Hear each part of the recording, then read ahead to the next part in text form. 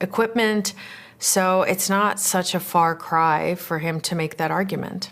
When Putin invaded Ukraine, he was punished by the U.S. and by a coalition of countries that were led by the U.S., that were kind of organized and spearheaded by the U.S., the NATO states, the countries in the Indo-Pacific that were American allies, right? If Putin really were not fighting the U.S., were only fighting Ukraine, that wouldn't have happened. Biden's rhetoric about facing down dictatorship and defending democracy, the warnings that the White House has issued to Putin before the war, but now in response to Putin's invoking the nuclear threat again and saying, I'm not bluffing, it is very clear that Moscow and Washington are in fact in conflict in Ukraine. So let's go back to the other conflict that he comes out of, which is the Cold War. One of the things, because we're interested in the American presidents, and when we go back and you look at the rhetoric of American presidents who frame the Cold War in very ideological terms, the evil empire, the battle for freedom. For Vladimir Putin, who's trained as a KGB agent, how is he seeing the Cold War? How is he seeing the American talk of it being about freedom and good and evil, the type of rhetoric that was coming from American presidents?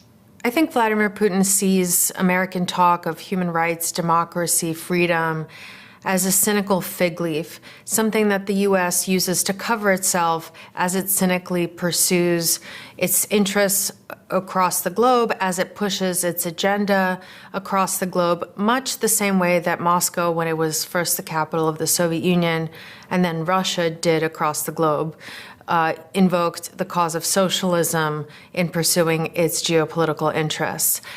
Putin understands that that was a fig leaf and a lie, and that it was just invoked to cover some pretty kind of hard realpolitik considerations and calculations.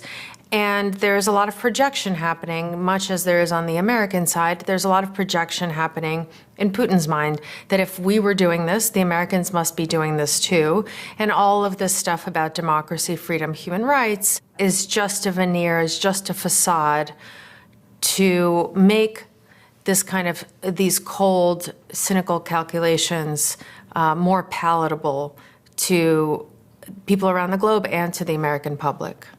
In that speech in February, when he's announcing the war, he looks back at the fall of the Soviet Union and he says, we lost confidence for only one moment, but it was enough to disrupt the balance of forces in the world. As he's watching Gorbachev and Yeltsin interacting with Americans, leading the country at that point, what is he seeing about Russian greatness, about strength?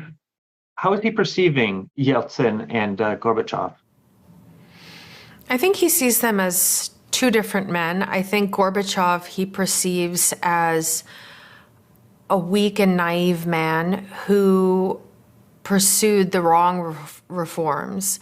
I think Putin doesn't like liberal reformers. He doesn't respect Russian Soviet leaders who have opened up Soviet society, both internally and to the world. He doesn't have a great deal of respect for Nikita Khrushchev.